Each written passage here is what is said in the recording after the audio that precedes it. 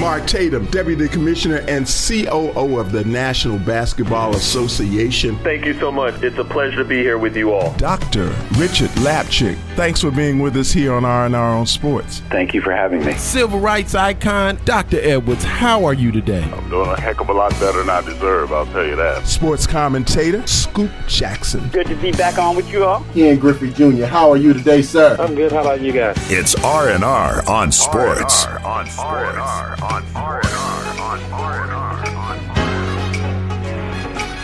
Hello and welcome to R&R on Sports. I am Howard Robertson. And I am the most fantastic, the absolutely just outright extraterrestrial.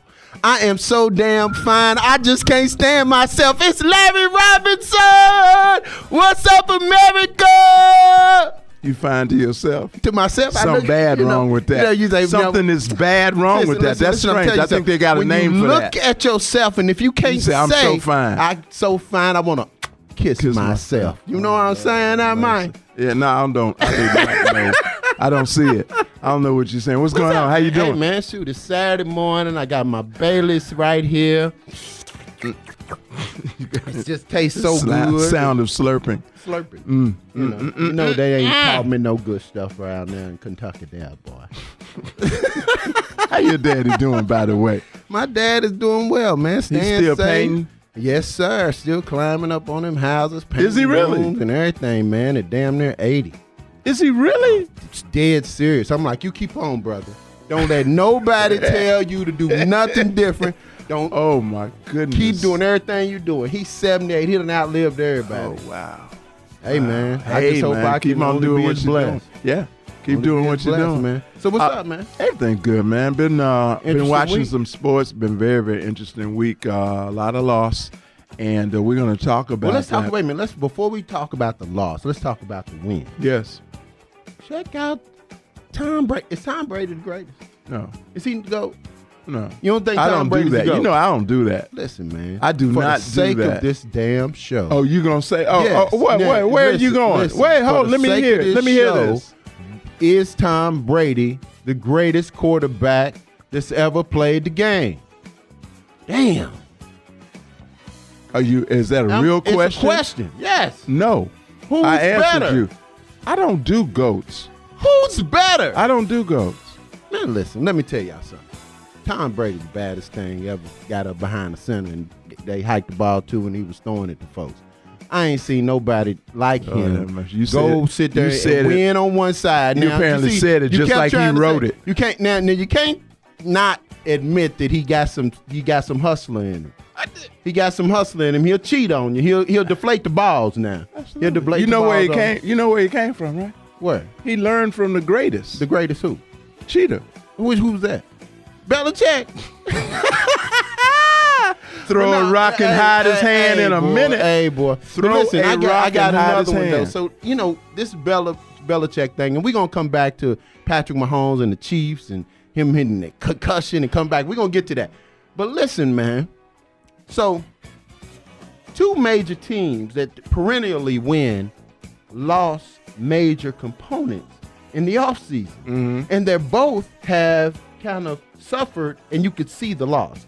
So first we're going to talk about Tom Brady leaving the whatchamacallit. But I'm going to go on the whatchamacallit. The Patriots, man. Leaving the Patriots. You know, Belichick, the Patriots, all that. Now they the whatchamacallit. And they went downhill. So we know situation is what it is. Make it quick now. But here's another Make your one. point fast. You know somebody who's always winning, talking mad cash about stuff, is Calipari. Calipari every year talk more stuff than anybody I know. And I give him that because I've always said, man, Calipari, heck of a coach. You can say what you want to. But now, check it out. Kenny Payne left. Mm-hmm. Talk about key members of your staff and your team. Mm-hmm. Kenny Payne left. Now look at New York Knicks. Mm-hmm. You know, the young boys are playing better, playing fluid. Everybody love the way they play.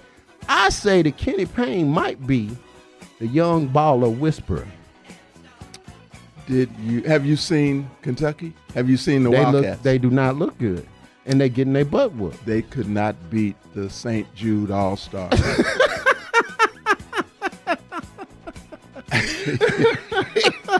Check it out. You're listening and we're glad about it. To R&R on Sports, we've got much more to come. We have just begun. Stay right here on the Kudzukian Network. Lips got in the way right there. We'll be Lips back got in the way. after this.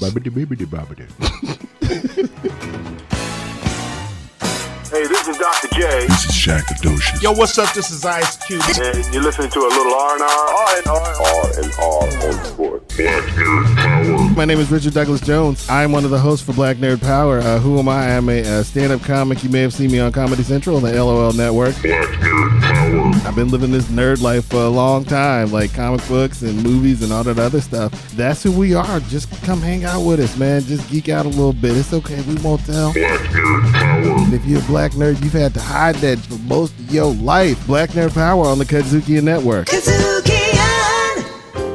Hello and welcome to the Greater Holy Fire Church, where football is a religion. He's the Right Reverend Leroy T. Linebacker. And he's my trusted deacon, Billy Ray Blitz. Today, friends, we're on assignment up here in Massachusetts at the home of Tom Brady.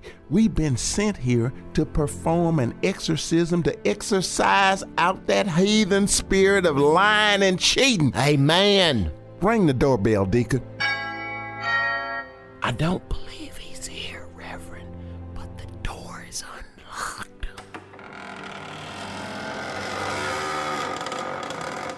Oh my, Reverend, this is such a palatial mansion. Oh, look, here's a needle on the floor. What kind of needle? An air needle for a ball. But how are we gonna exercise when he's not here? Well, Deacon, I've been doing this a long time. And what we'll do is exercise something close to him, and that works just as well. Grab that pillow off his bed, and we'll use that. Okay, Reverend. Okay, let me hold it here with your hands here. We rebuke the demon of lying and cheating out of Tom Brady. Wow. Lucifer, loose him! Loose him. Beelzebub, back your ass up!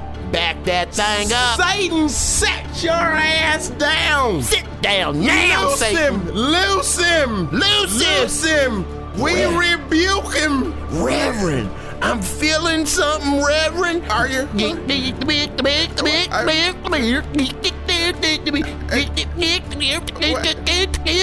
Oh, Lord. I'm just too good. I messed around and exorcised the demon out of the deacon. Woohoo! Woohoo! I got running in my feet, Reverend. Wait, watch that plate glass. Amen. Riffin' on jazz. Mr. Chuck. Yes, sir. Here we doing, are. man? Oh, man, I'm ready to get some history Back going again. on. We got it. We got This it for is you. it. We've got it for you. Today we're doing 8 eras of jazz. Yes. Riffin' on jazz on the Kudzukian Network. Stop, listen, we back. We back with R&R on Sports. And we coming in here trying to understand what the hell's going on with the mic stands. It's got a mind of its own. A mind of its own. So what we got, And it's man? dropping it like it hot. They ought to put this mic in one of them Kroger commercials. Go low, low, low.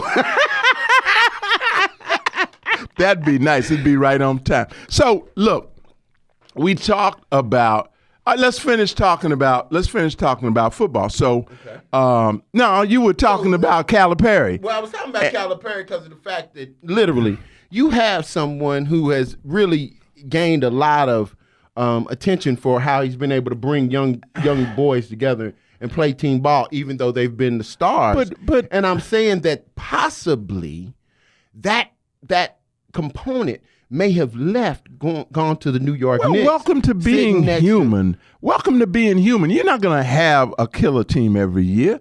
And this year, they whether it's lack of coaching, whether it's absence of leadership. Listen. You're debasing.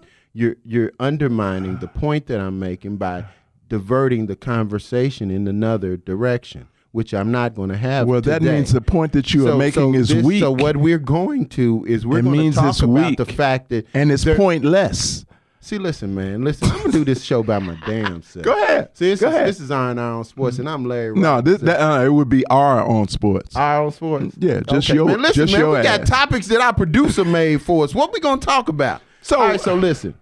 Go ahead. Let's talk about. Of course, we got to talk about the loss of one of the greatest athletes of all time, Hammer and Hank Aaron. What's your most prominent memory of Hank Aaron? My most prominent memory of Hank Aaron is when he broke the record, Okay. and which is the clip that everybody is using when he was rounding the bases, and two of God's other children came running out of nowhere. That now, and to show you how inappropriate that was, you have to understand all of the death The threats leading up, yeah. and the letters and the security and all of the things that went around trying to protect him from idiots that were out Were they there. really protected him? Because if either one of them had anything, he was gone. Man, Because I mean, they ran up, patted him on the back, ran with and tried to ran with him. And had he not been who he was,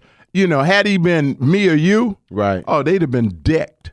Yeah, they would have been decked because you don't know who's coming after you. Yeah, he said it scared him to death. He said it literally scared him to death. I remember when he was on the show, and that's the beautiful thing about this. We've been at this on R&R for a while, and we've been able to catch a couple of our sports icons, namely Ken Griffey Jr., absolutely, Dr. J, and in this particular case, Jim Brown. I don't Earl Pearl Monroe. Pearl Monroe, Jamal, sports legends and icons, man. Jamal Wilkes, right. I mean, we've had Tommy Smith, John Carlos. So we constantly try to bring these iconic figures, and unfortunately, we lose them sometimes. Absolutely, and this is one of those that.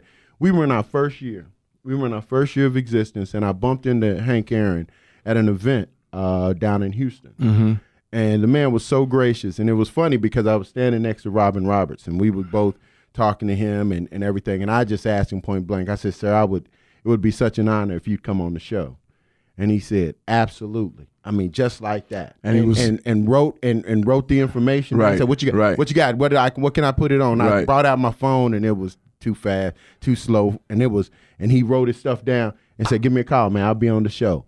Not long after that, Hank Aaron came on, and it was so gracious, and it was so much fun, and he gave us so much information and insight on so many different things. He was, we were talking before the show about, so he spent very little time in the Negro Leagues. The Brewers signed him almost immediately, and it is said that he was signed in Memphis, Tennessee, on Beale Street. Wow! Because the Martin brothers, who owned the Memphis Red Sox, the Negro League team, had an office there, and when the Brewers came down, that was the closest Negro League team, quote unquote, office that was available, right. And they signed him here, and he went on to.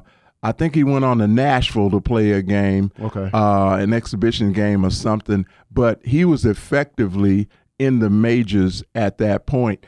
And they used to go to a lot of restaurants, most of which he had to eat either somewhere else in the back or wherever. Right. And he said that there was a lot of, as they went from city to city, there was a lot of stuff on the menu that he didn't quite know what he'd get if he ordered it. Right. So his nickname became Pork Chop. Yeah, Pork Chop. Because that was something that was consistent, and he knew when he saw a pork chop on the menu what time that was. He was all right. It's kind of hard to mess up a pork chop. Kind of hard. Listen, this is R&R Sports, and we're speaking and giving honor to the late, great Hank Aaron. But I think that to the point that we were making about the times that were, I think particular recognition and deference needs to be given to players of that era because they were able to be so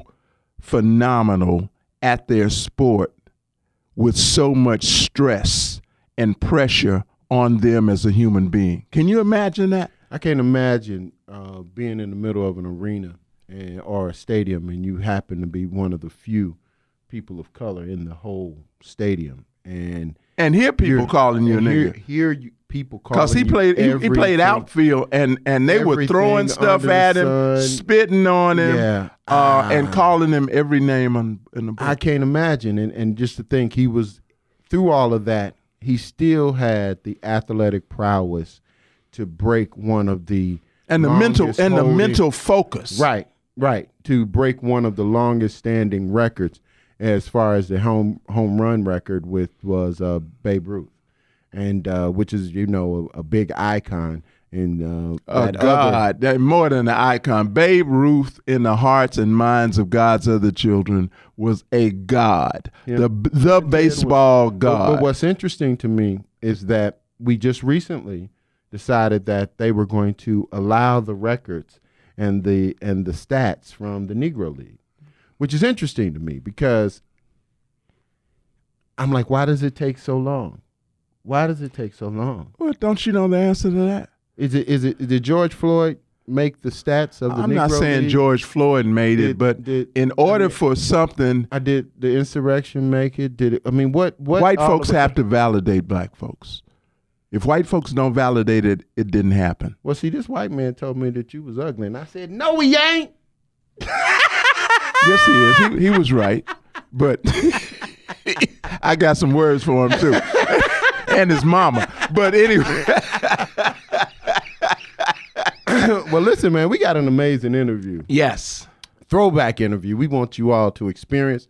We're going to experience it with you right here on R&R Sports. You have Hammer and Hank Aaron as told to us back in the day. Can't find this anywhere else. We are thrilled and honored and blessed to have been able to get this interview, and it was so much fun, and we hope you enjoy it. Absolutely. After this on R&R on Sports. R&R on Sports. Former NBA basketball player, Brother Mario Ellie. Welcome to R&R on Sports. Pleasure to be on here with you guys, man. Thank you guys for having me. It's R&R on Sports. We have hammering Hank Aaron, one Hall of Famer, home run champion, and everything. Mr. Aaron, how are you doing today? Well, I'm feeling fine. I really am. I feel like I'm very fortunate. I had a little trouble with my knee and leg, but and also my hip. But other than that, I feel very well. I feel fine. I feel like I'm lucky. I'm here to talk to you guys this afternoon, and I just feel like I'm very excited about it. And we're glad to have you. We're so tremendously thrilled to have you. I'm going to start off. We like to get into the personal aspect of a career, and I read somewhere that you've been playing baseball for money since a very young age, where I think I read you were getting paid $3 a game or something like that. Talk to us about that time of your life and how it was then, and tell us if you ever thought about doing anything else. Well, first of all, you've given me a raise. $3. Oh, really?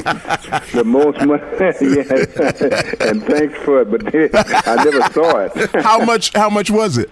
$2. $2 a game. Wow. But I suppose you look at life and you say you have to put something in to get something out of it. Right.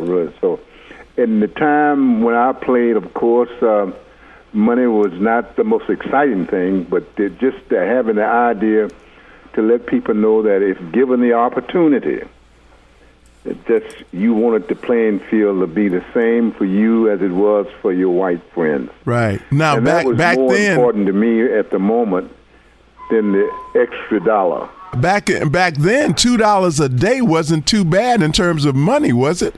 Oh, no question about it. You're absolutely right. $3 a day, $2 a day, or any kind of money for that matter was better than nothing, And you're absolutely right. $2 a day was was more than I had ever made in my entire life.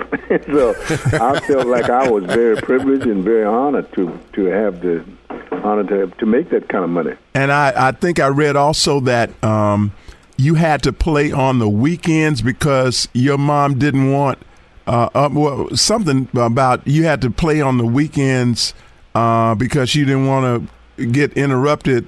I guess school wasn't going on. It was summertime, wasn't it? Well, you're right. My mother was not, because that was absolutely nothing that says that if you had a career that you were going to go into professional baseball. So she was not looking at it that way. Mm-hmm. She was looking at it from the standpoint of saying, she would like for her son to go to school and go to college and get some kind of degree, so he can make a living. Right. And that was so true. And it was just so happened that I got extremely lucky to play a little bit of baseball when I was in high school. And, of course, when I got out of high school, I was able to go and play with the Indianapolis Clowns of the Negro League. And after that, I got to the major leagues quite really quickly, much quicker than the average person. But it was just not that many things back then when I was growing up that blacks had an opportunity to do. Let's face it, most of us were either school teachers. We didn't do anything, Right. Baseball and sports was not something that we could look forward to. Right. I think that one misperception that I think people have about you is that you spent years in the Negro Leagues. Tell them how long you were in the Negro Leagues. No, I was lucky. I didn't spend a year in the Negro League. Wow. But I was fortunate enough to know what it was about. Mm-hmm. I played only a half a year with the Indianapolis Clowns of the Negro League, and then I got scouted by, that was when there was all major league teams was really just not pulling, but they were just going to these leagues and getting most of the Negro League players to come and start playing professional baseball. This was all happened after Jackie Robinson, of course, had broken the line. But I was lucky enough to spend not very long in the Negro League, and I stayed there. But I learned an awful lot just the little time I was in the league. Now, Larry's going to ask you a question, but I got to say this. You were signed on June 14th, 1952 by the Braves, and they bought your contract from the Indianapolis Clowns for $10,000. That was exactly 7 days after I was born. I was born on June 7th, 1952. So I gotta say that. Okay, all right. Well, Mr. Aaron, and I think back then, you just mentioned the year in which I signed a professional contract, but back then.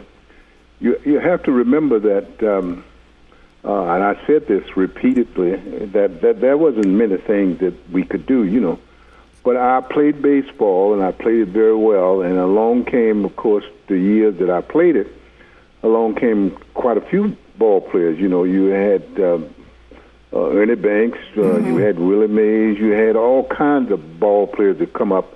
And all these players in which I was able to come through and play with, all of them are now in the Hall of Fame. Right, yeah, yeah. Well, and just think that even years before then, that if you talk about people like Josh Gibson, Leroy Satchel Paige, and all these other great players that didn't have an opportunity to play, what they could have done in the league if given the same opportunity that we were given. Mm-hmm. So we felt like we were very fortunate, but we still had some things to do. Jackie had opened up the avenue for us, and we had to shoulder the responsibility of continuing to let people know that if given the same opportunity, that we could do the same thing as our white brothers. Right. Well, we all know you as the Hammer and Hank, but there was a nickname before all of that, and it was Pork Chops. Can you tell the listeners why you were called Pork Chops? Well, the reason for that is because when I first signed my contract with the Indianapolis Clowns, there was a friend of mine named Jenkins. And coming from Mobile, you didn't get but $2 a day meal money. Mm-hmm. So you didn't have that much to buy. So in order for me to have a piece of meat, pork chop was the easiest thing in the world for me to get in. So I just every day would eat a piece of pork chop. So they just started calling me pork chop. So I couldn't order a steak. I couldn't order a ham. I couldn't order anything.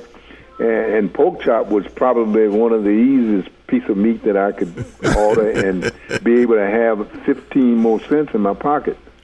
Well, let me ask you another question, Mr. Aaron. When you were looking at the whole stratosphere of great players during that era, who was the one person that you were most impressed with, of course, outside of yourself?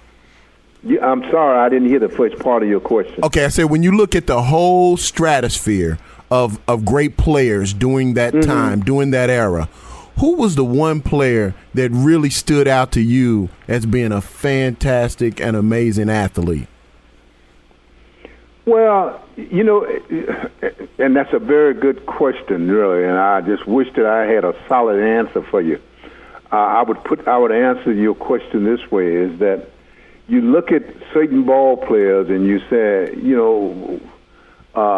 as I mentioned earlier, all of these players that I mentioned, Mays and Banks and on and on and on, all these players are in the Hall of Fame. And they didn't just give us the Hall of Fame. We had to earn it. Mm-hmm. So when you start talking about who was greater and who was better and which one you looked up to, I think you kind of looked up to all of them because everybody had a different agenda. They had a different thing to look at, really. So I would say that, you look at Ernie Banks, and he did great things in Chicago that nobody else could do. Then you look at the Giants, and you knew Willie Mays did great things with San Francisco, with New York and San Francisco. So it was just great ball players all the way around. But the most amazing thing about all of that was the fact that we always got together. And when I say got together, we always talked to each other, If I was in New York, I had a chance to sit and talk with Willie. If I was in Chicago, I had a chance to talk to Ernie Banks. So we always compared notes, and we knew exactly what we had to do in order to continue for people to admire what we were doing.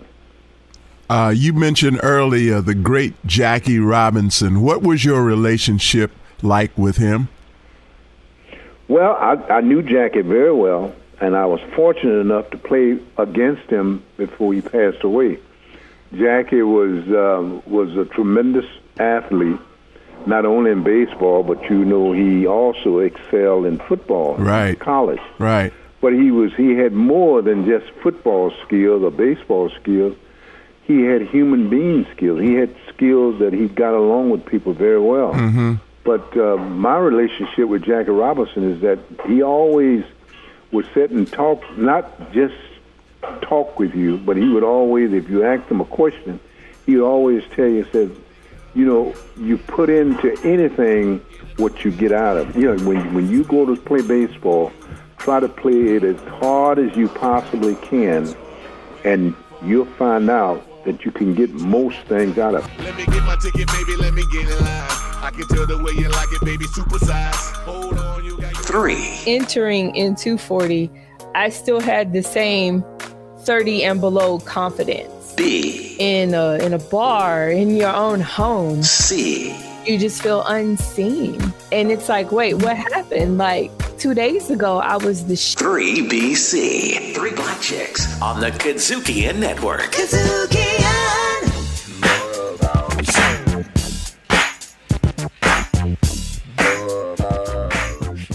Welcome back to a little R&R on Sports. This is our part 2 segment of the first segment that ran last week with one of the greatest of all time, Mr. Henry Hank Aaron. you look at certain ball players and you say,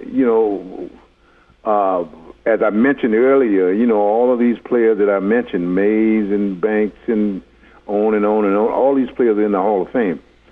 And they didn't just give us the Hall of Fame. We had to earn it. Mm-hmm. So when you start talking about who was greater and who was better and which one you looked up to, I think you kind of looked up to all of them because everybody had a different agenda. They had a different thing to look at, really. So I would say that, you look at Ernie Banks, and he did great things in Chicago that nobody else could do. Then you look at the Giants, and you knew Willie Mays did great things with San Francisco, with New York and San Francisco. So it was just great ball players all the way around. But the most amazing thing about all of that was the fact that we always got together. And when I say got together, we always talked to each other, If I was in New York, I had a chance to sit and talk with Willie. If I was in Chicago, I had a chance to talk to Ernie Banks. So we always compared notes, and we knew exactly what we had to do in order to continue for people to admire what we were doing. You mentioned earlier the great Jackie Robinson. What was your relationship like with him? Well, I knew Jackie very well. And I was fortunate enough to play against him before he passed away. Jackie was a tremendous athlete, not only in baseball, but he also excelled in football, in college. Right. But he had more than just football skills or baseball skills. He had human being skills. He had skills that he got along with people very well. Mm-hmm. But my relationship with Jackie Robinson is that he always would sit and talk, not just talk with you, but he would always, if you asked him a question, he would always tell you, said, you put into anything what you get out of it. When you go to play baseball, try to play it as hard as you possibly can, and you'll find out that you can get most things out of it. I heard somebody say once that if Jackie Robinson had been one of God's other children, he could have been president. He was quite a man, I tell you. Jackie was.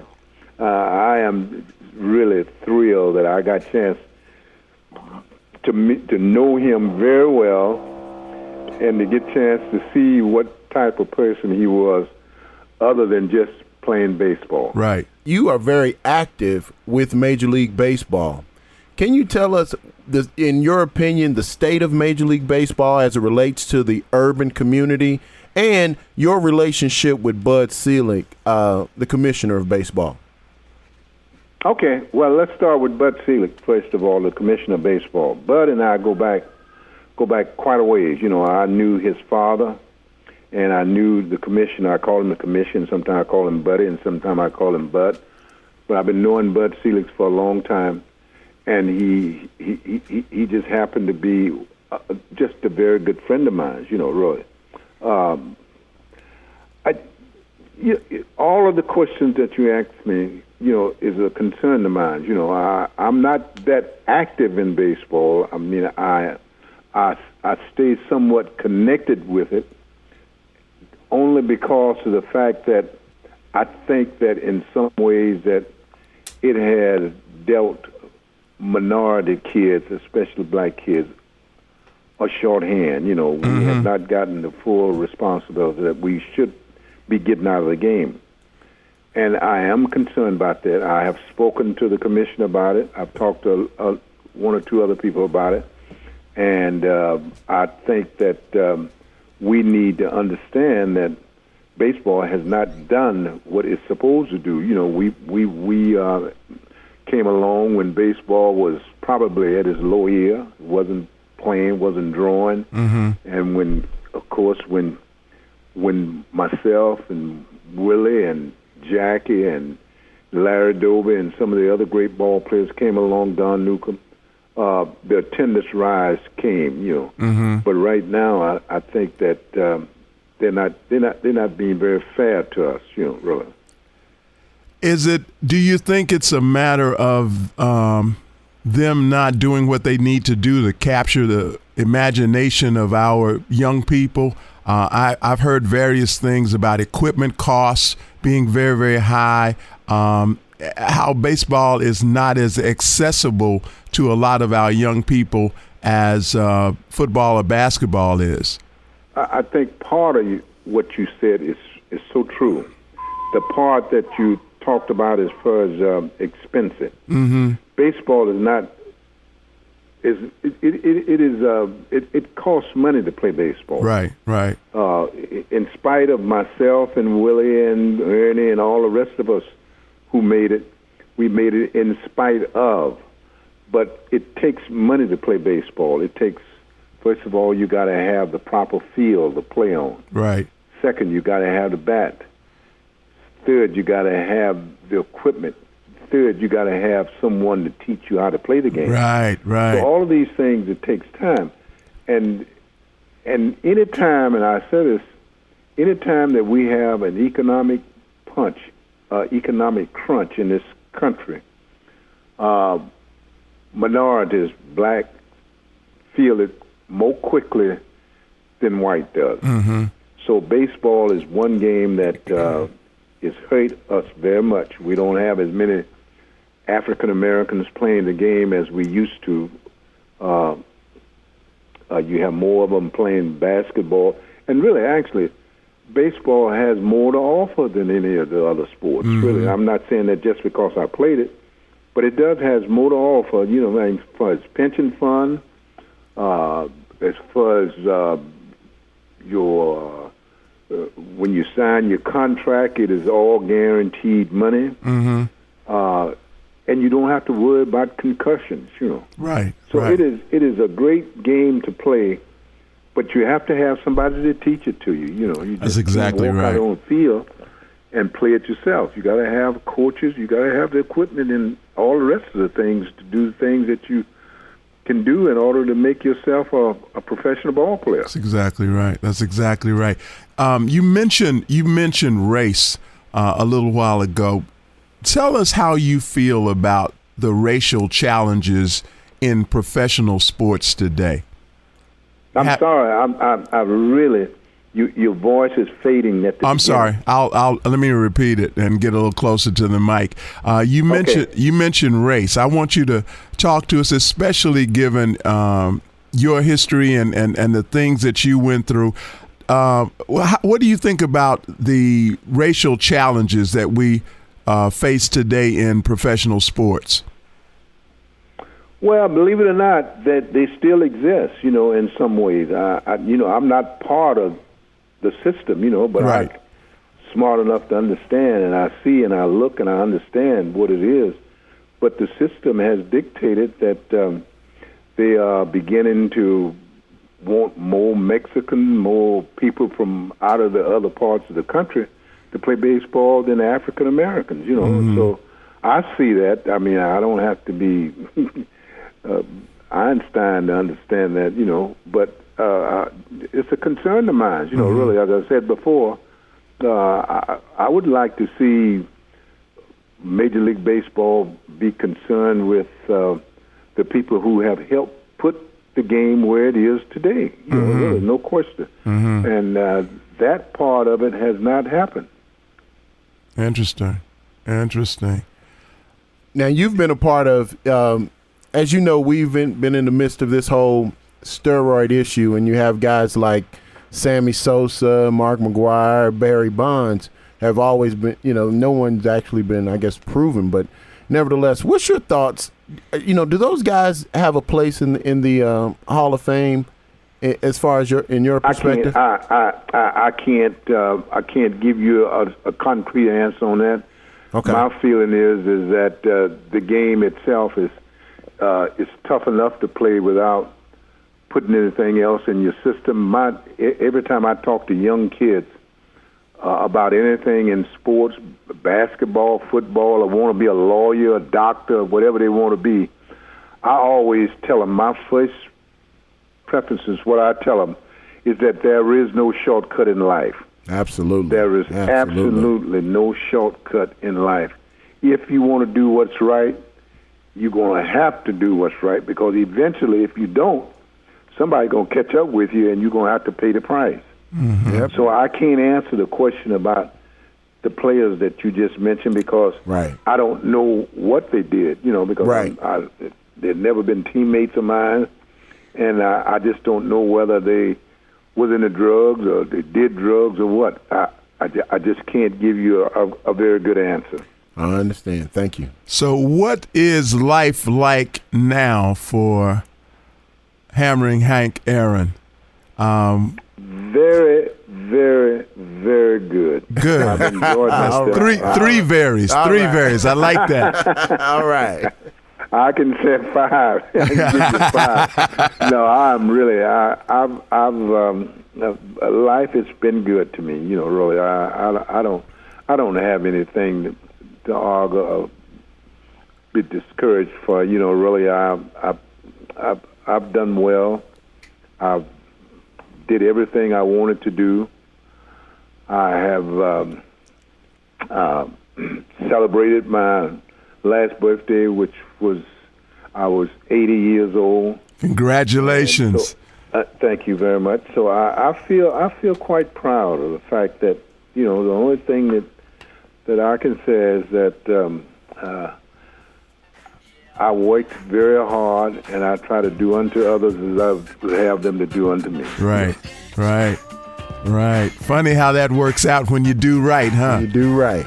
You're right. That's right. We want to thank Hank Aaron for a wonderful interview, and we'll be right back.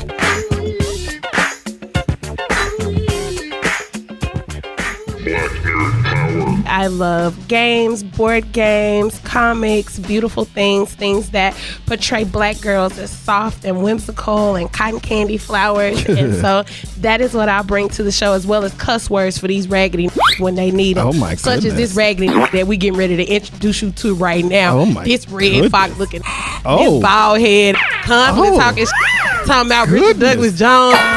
My goodness, this is the best, worst intro I've ever had in my life, ladies and gentlemen. Black Nerd Power on the Kudzukian Network. Back with more as we head for the door on our own sports on the Kudzukian Network. Please excuse this noise in the background. Are you my friend? Ooh. You sound so horrible, man. You used to come around when the chips were down. Why you do it with a lisp? You used to come around. That's my Mike Tyson new edition mashup. Okay, all right, the mashup. Okay, so I want to continue the tributes, and pay particular tribute to Coach Jerry Johnson, who passed away, who left us at the ripe age of 102 years old. Wow. He was the head coach at tiny HBCU, Lemoyne Owen College in Memphis, Tennessee. He was also at one time the second winningest active coach in America in college basketball, second only to what's this dude's name? Bobby Knight. Yes. Knight. So, Coach, they also won the Division III national championship, I believe, in 1970. When did the first one? I believe it was 1975. The first division. Yeah. Division 2, Division 3. Division 3 championship. Yeah. So a shout out to Coach Jerry Johnson. Yes. And I'd like to send a shout out to family Kobe Bryant, Los Angeles Lakers organization.